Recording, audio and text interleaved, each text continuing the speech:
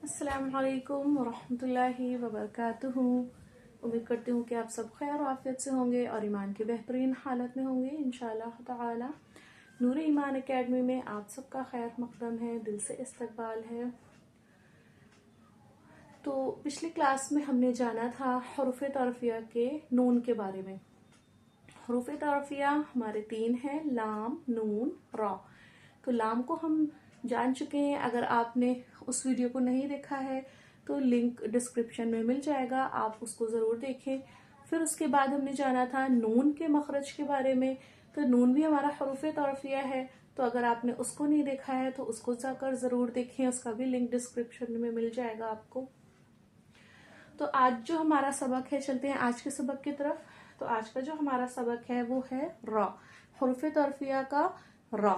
ठीक है, तो रा हमारा कहाँ से अदा होता है ये हम जानते हैं। हरूफ तौरफिया हमारे कितने हैं? 3 हैं, लाम, नून, रा।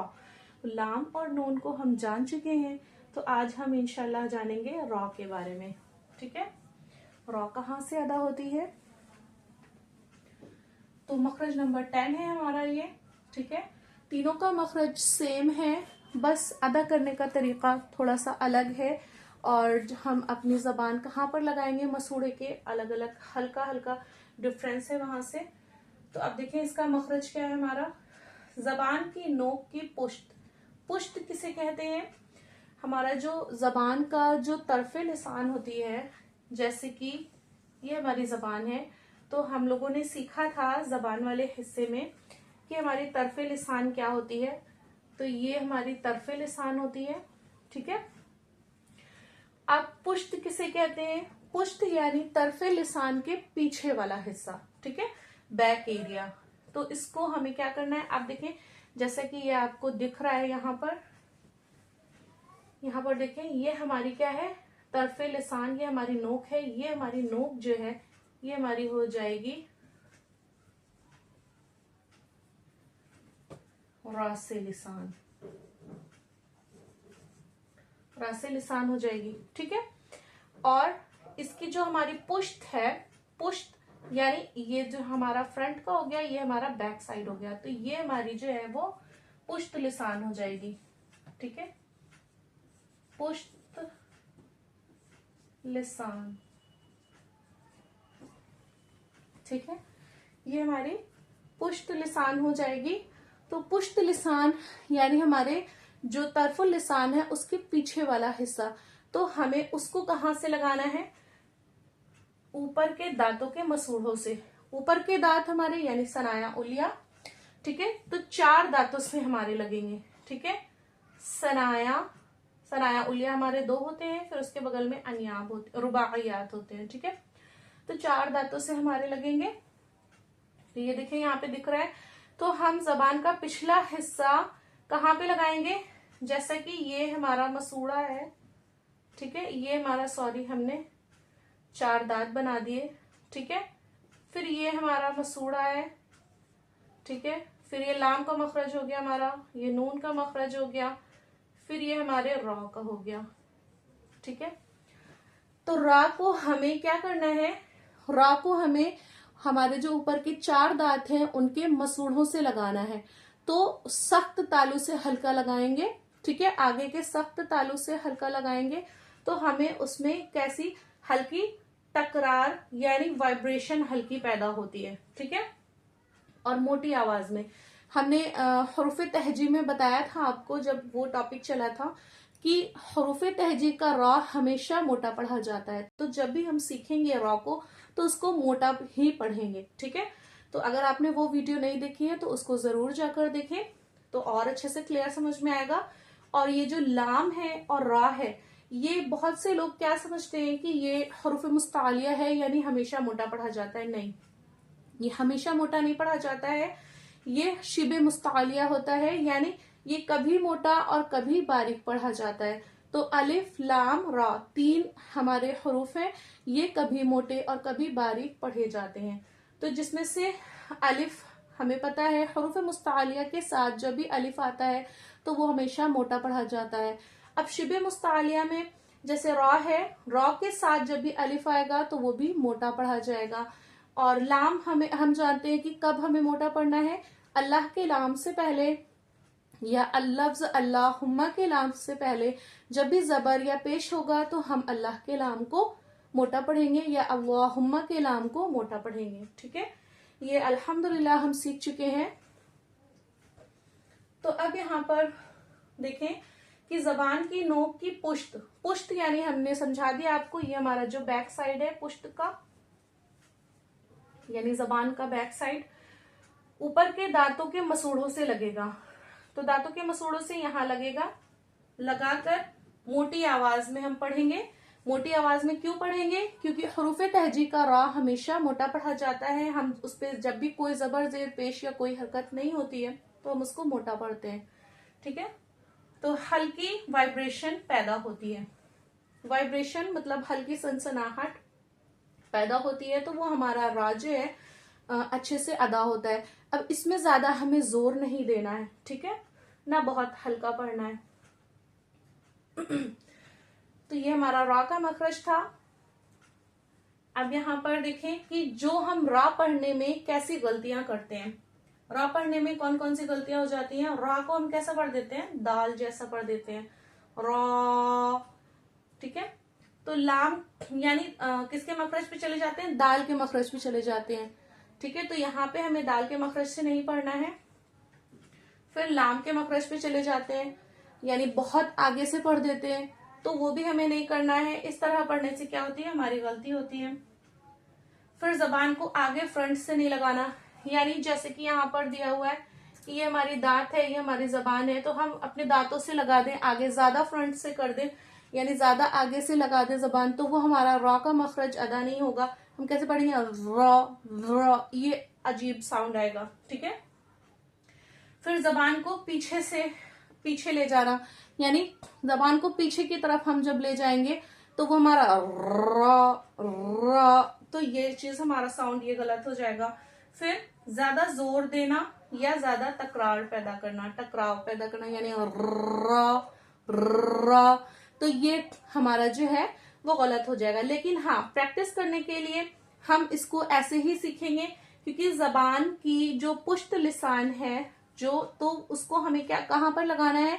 हमें ऊपर के तालू से लगाना है। जैसे ये हमारी जबान है, हमें ऊपर के तालू से यूं ऐसे हमारी जबान जो है वो मुड़ जाएगी, तो इसको ऐसे हमें मोड़ के ऊपर के तालू से लगाना है। ठीक है, यानी जबान ये हमारी सीधी जबान है। ठीक है, ये हमारी सीधी जबान है, ये हमारा सरफेस है, ये ऐसे। तो अब जो हमारी नोक एरिया है उसे हम क्या कहते हैं? तरफुल लिसान कहते हैं। ये हमारा तरफुल लिसान हो गया। ठीक है, ये हमारी नोक जो है वो तरफुल लिसान हो गई। फिर इसके नीचे वाला जो हमारा हिस्सा है ये हमारा क्या हो गया? ये हमारी पुश्त लिसान हो गई। ठीक है, पुश्त यानी पीठ को जैसे कहते हैं ना, तो इसका ये पिछला हिस्सा हमारा हो गया। ठीक है, तो ये हमारी पुश्त हो गई। तो इसको हमें कहाँ टच करना है? ऊपर के तालू से टच करना है। ठीक है, तो ऊपर के तालू से जब टच होगी तो हमारा निकलेगा रा रा रा रा रा।